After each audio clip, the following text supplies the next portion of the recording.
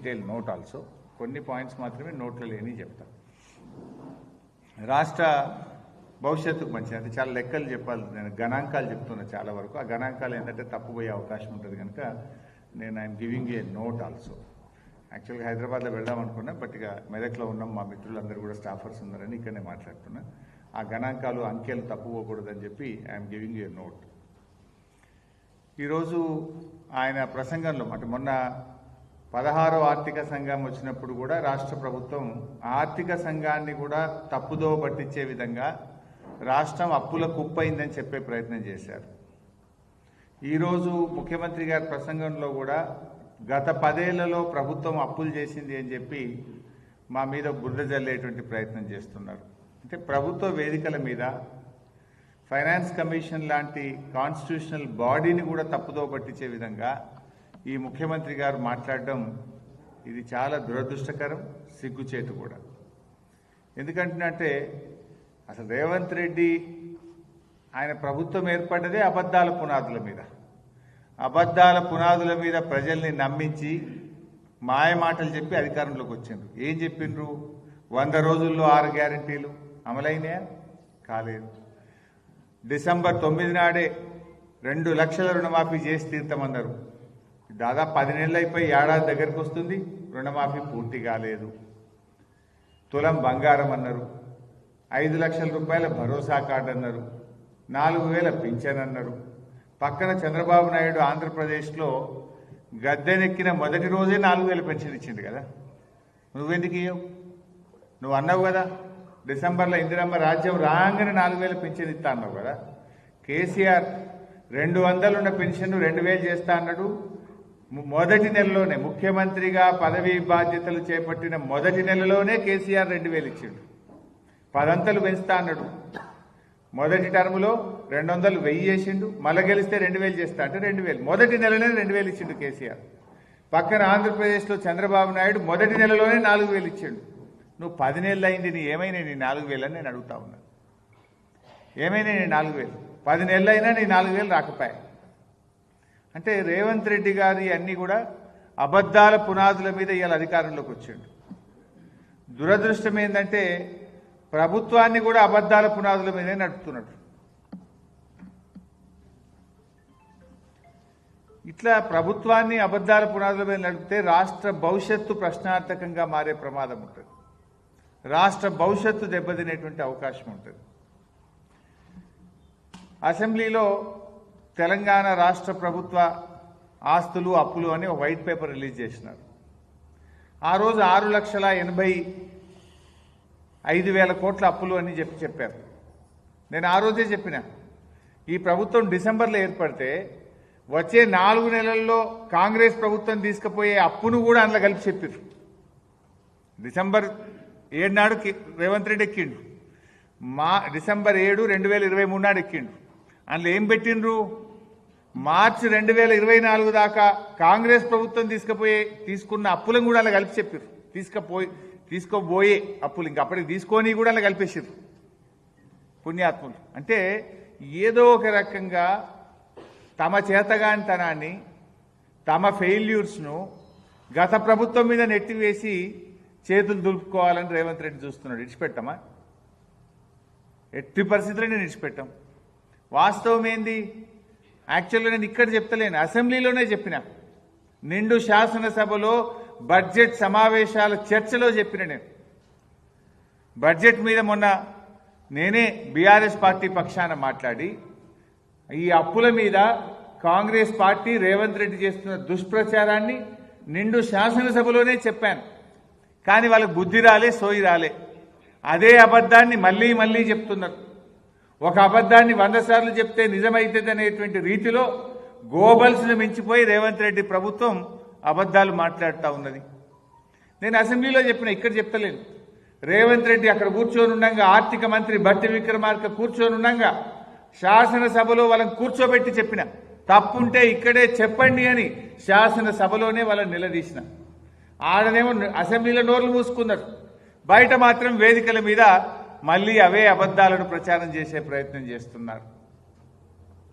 BRS ప్రభుత్వం తీసుకున్నటువంటి అప్పు 6,85,000 కాదు, అది కేవలం 4,26,000 మాత్రమే అని చెప్పి చాలా స్పష్టంగా అసెంబ్లీలో నేను చెప్పడం జరిగింది.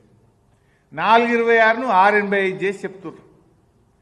ఆ 4,26,000లో కూడా ఉదయ్ స్కీమ్ కేంద్ర ప్రభుత్వం బలవంతంగా డిస్కాంల అప్పులు రాష్ట్ర ప్రభుత్వం తీసుకోవాలని మెడ మీద కత్తి పెడితే తీసుకున్న 9,000 ఉన్నాయి.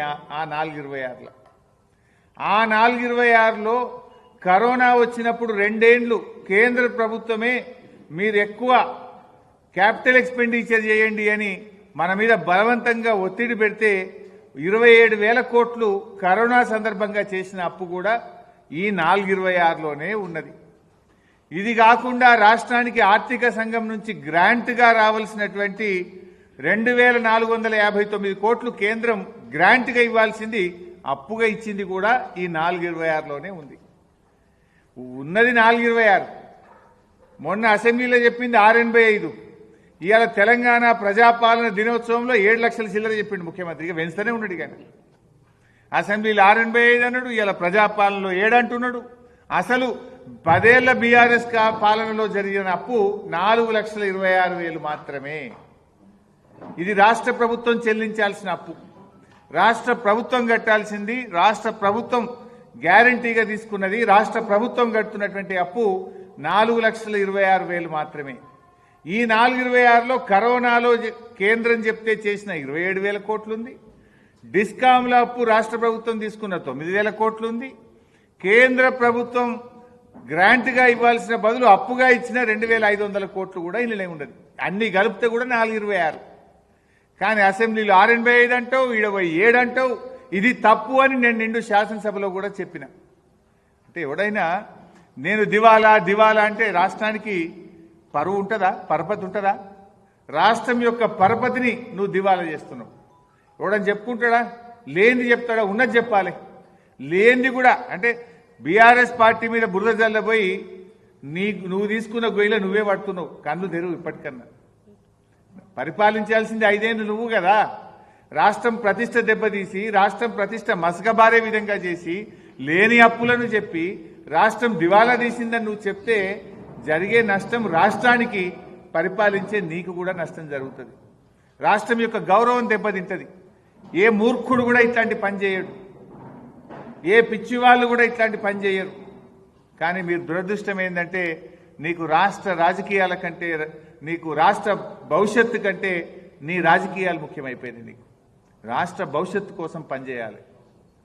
ఎవరు పదవిలో శాశ్వతం కాదు. ఉన్నంతకాలం నిజాయితీగా పనిచేయి, ప్రజల కోసం పనిచేయి, ప్రజలకు ఇచ్చిన మాట మీద దృష్టి పెట్టు. పొద్దుగాలేస్తే నువ్వు కేసీఆర్ను వల్లించకుండా నువ్వు బతకలేవైంది. నీకేమన్నా రోగమా శాపం ఉందో నాకైతే అర్థమవుతలేదు. మాట్లాడితే కేసీఆర్ని తిడతావు. నువ్వు ప్రజలకు ఇచ్చిన హామీ ఏంది? ఇప్పుడు ఓట్లున్నాయా, సీట్లున్నాయా? గా రైతుల గురించి ఆలోచించు, మహిళలకు ఇస్తా అన్న 2,500 గురించి ఆలోచించు, వృద్ధులకు ఇస్తా అన్న 4,000 పెన్షన్ గురించి ఆలోచించు, రుణమాఫీ పూర్తి చేయి, వానకాలం పంట పూర్తయితుందిగా రైతు భరోసా 7,500 చెప్పనై. అరే పిల్లలంతా రోడ్ల మీద పురుగులన్నం తినలేక రోడ్ల మీదకి వస్తున్నారు. ఇవాళ కూడా ఎక్కడో స్కూల్లో రోడ్ల మీదకి వచ్చి మేము తినలేకపోతున్నాం, పురుగులన్నం పెడుతున్నారు అంటున్నారు. గవర్నమెంట్ స్కూళ్ళన్నీ కుప్ప అయిపోతున్నాయి, హాస్టళ్లు కుప్ప అయిపోతున్నాయి. ఎస్సీ హాస్టళ్లలో ఇదివరకు బట్టలు రాలే, పిల్లలకు బుక్స్ రాలే, పిల్లలకు భోజనం లేదు, కాస్మోటిక్ ఛార్జెస్ లేదు, ఆగమైపోతున్నారు. ఎస్సీ ఎస్టీ గురుకులాల పిల్లలు ఆగమవుతున్నారు. దాని మీద ఆలోచన చేయాల్సిన పని ఇచ్చిపెట్టి పొద్దుదాకా కేసీఆర్ తిట్టుడే గిదా నువ్వు చేసేది. బాధ కలుగుతుంది. పొద్దుగాల అమరవీరుల స్తూపం దగ్గర వేయండు. ఎవరున్నారే ఫోటోలో చూసిరా మీరు? అంత తెలంగాణ ద్రోహులే ఉన్నారు దాంట్లో. దానం నాగేంద్రనాడు పక్క పూట ఒక్కనాడన్నా జై తెలంగాణ అన్నోళ్ళు కాదు, ఒక్కనాడు తెలంగాణ కోసం కొట్లాడినోడు కాదు. ఈ ముఖ్యమంత్రి ఏమో తుపాకీ పట్టుకుని బయలుదేరినోడు. రే ఎవడరా జై తెలంగాణ అంటాడని తుపాకీ పట్టుకుంటూ వెళ్ళిండి పుణ్యాత్ముడు. దానం నాగేంద్ర ఒక కట్టెలు పట్టుకుని కొట్లాడిండు తెలంగాణ ఉద్యమకారుల మీద. వీళ్ళు పోయి తెలంగాణ అమరవీరులకు ఇలా శ్రద్ధాంజలి ఘటిస్తుంటే వాళ్ళ ఆత్మ ఘోషిస్తుంది. ఆ ఫోటో చూస్తే బాధ అవుతుంది. అందులో ఉన్న వాళ్ళు ఒక్కలన్నా జై తెలంగాణ అని రోడెక్కిన వాళ్ళు కాదు, తెలంగాణ ఉద్యమంలో ఒక్కనాడు కొట్లాడిన వాళ్ళు కాదు. వీళ్ళు ఇలా పెద్ద పెద్ద మాటలు మాట్లాడుతున్నారు. సో నేను ఈరోజు కోరేది ఏంటంటే ఇప్పటికైనా ఈ చిల్లర మల్లర వ్యాఖ్యలు బంద్ చేయండి. ప్రతిపక్షాల మీద నోరు బారేసుకోవడం బంద్ చేయండి. ఇవాళ నేను ఊరు పోయింది ఇప్పుడే, అదేంది మన పాపన్నపేట మండలం ఎల్లాపూర్ అనే ఊరికి పోతే ఒక రైతు అంటుండు, అయ్యి ఏం మాట్లాడు సార్ ఆ ముఖ్యమంత్రి, ఏమైనా ముఖ్యమంత్రి లేకున్నాడా అని. ఒక రైతు దోతి కట్టుకున్నాడు, ఏం పేరు నాకు తెలియదు కానీ ఏదో దోతి కట్టుకున్నాడు. ఏంది సార్ కానీ గట్ట మాట్లాడుతుండు, ఏంది సార్ అయినా ముఖ్యమంత్రి గట్ట మాట్లాడతారు ఎవడన్నా ముఖ్యమంత్రి అని ఒక రైతు, ఆ ఎల్లాపూర్ రైతు అంటుండు నాతో. ఇవాళ ఇది ఏం పద్ధతి, గిట్ట నా గిదా మాట్లాడేది ఏం భాష, చూడబుద్దలేదు సార్ టీవీ అంటుండు. సరే ఇప్పటికైనా నేను ఆయనకు హితవు పలికేది ఒకటే, లేని అప్పులను పెంచుకుంటా చూపియకు, బంద్ చేయి, అన్ని మంచిగా పని చేయి. ఇంకోటి నువ్వు ఎంతసేపు అప్పులను మాట్లాడుతున్నావు కదా, మరి కేసీఆర్ పెంచిన ఆస్తుల గురించి ఎందుకు మాట్లాడు? కేసీఆర్ గొప్పగా ఆస్తులు పెంచిండు కదా. తెలంగాణ రాష్ట్రం ఏర్పడ్డ నాడు 2013-14లో మన తలసరి ఆదాయం 1,12,162 రూపాయలు. మరి ఇవాళ ఎక్కడికి పోయింది మన తలసరి ఆదాయం? 3,47,229. దేశంలో నంబర్ 1 తెలంగాణ. ఈ దేశంలో 28 రాష్ట్రాల్లో తలసరి ఆదాయంలో అగ్రభాగాన తెలంగాణను నిలబెట్టిన కేసీఆర్ గురించో ఆ తలసరి ఆదాయం గురించి నీకెందుకో నోరు రాదు. జిఎస్డిపి మన రాష్ట్ర స్థూల ఉత్పత్తి రాష్ట్రం ఏర్పడ్డ నాడు 4,51,000 కోట్లుంటే ఈరోజు 14,63,000 కోట్లకు పెంచారు. 160% పెరిగింది. దీని గురించి రేవంత్ రెడ్డి నోట్లకెళ్ళి ఎందుకో రాదు. ఇది రాష్ట్ర సంపద పెరిగింది, రాష్ట్రంలో పౌరుల సంపద పెరిగింది, తలసరి ఆదాయం పెరిగింది, ఆస్తుల కల్పన జరిగింది, దేశ జీడిపికి 5.1% మనము కాంట్రిబ్యూట్ చేస్తా ఉన్నాం. ఇలాంటి మంచి మాటలు రేవంత్ రెడ్డి నోట రావు, అన్ని అబద్ధాలు, గోబల్స్. నిజాలు చెప్పు నువ్వు.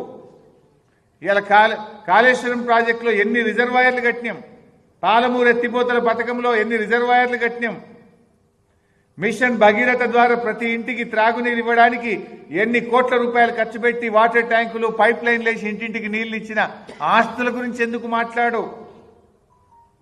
నీ మహబూబ్ నగర్ జిల్లాలో 6 లక్షల ఎకరాలకు నీళ్లు ఇచ్చినమే, దాని గురించి ఎందుకు మాట్లాడవు? అంటే నువ్వు ఎంతసేపు చిల్లర రాజకీయం, చిల్లర మల్లర రాజకీయాలు, బురద రాజకీయాల్లోనే నువ్వు అంతకాలం వెళ్ళబుచ్చుతున్నావు. చివరికి వెనకలు తిరిగి చూసుకుంటే ఏముండదు. పనుల మీద పడు. రాష్ట్రం ప్రతిష్ట దెబ్బతీయకు, రాష్ట్రం పరువు దెబ్బతీయకు. వాస్తవాలు మాట్లాడాలని చెప్పి నేను రేవంత్ రెడ్డికి హితవు పలుకుతా ఉన్నాను. ఈ లెక్కలకు సంబంధించి 6.85 కాదు 4.26 ఎట్లా అని అసెంబ్లీలో చెప్పిన ప్రెస్ నోటు, అన్ని వివరాలతో కూడిన ప్రెస్ నోట్ కూడా మీకు అందజేస్తున్నా. ఎందుకంటే ఇది రాష్ట్ర ప్రజలకు తెలవాల్సిన అవసరం ఉంది. అధికార వేదికల మీద రాష్ట్రాన్ని, ప్రజలను తప్పుదో పట్టించే విధంగా రేవంత్ రెడ్డి మాట్లాడుతుంది కనుక ఈ వాస్తవాలు రాష్ట్ర ప్రజలకు అందరికీ వెళ్లాల్సిన అవసరం ఉంది. దయచేసి మిత్రులు ఎలాంటి కటింగ్ లేకుండా పూర్తి వార్త ప్రచురమయ్యే విధంగా సహకరించాలని చెప్పి కూడా నేను కోరుతున్నాను. నేను చెప్పిన దాంట్లో ఒక జిఎస్డిపి పర్ క్యాపిటల్ ఇన్కమ్ మాత్రం లేదు, అది నేను ఓవరాల్గా చెప్పిన. మిగతా వివరాలన్నీ అందులో ఉన్నాయి. జిఎస్డిపి పర్ క్యాపిటల్ స్థూల జిఎస్డిపి రాష్ట్రం ఏర్పడ్డప్పుడు 4,51,580 కోట్లు. 4,51,580 కోట్లు. ఈరోజు ఈ రాష్ట్ర స్థూల ఉత్పత్తి జిఎస్డిపి 14,63,363, 160% పెరిగింది. 14,63,963. పర్ క్యాపిటల్ ఇన్కమ్ ఆ రోజు 1,12,162. దేశంలో 8వ స్థానంలో ఉండేవాళ్ళం. ఈరోజు 3,47,229తో దేశంలో ప్రథమ స్థానం. గోవా లాంటి చిన్న రాష్ట్రం మినహాయిస్తే వీఆర్ నంబర్ 1 ఇన్ ద కంట్రీ.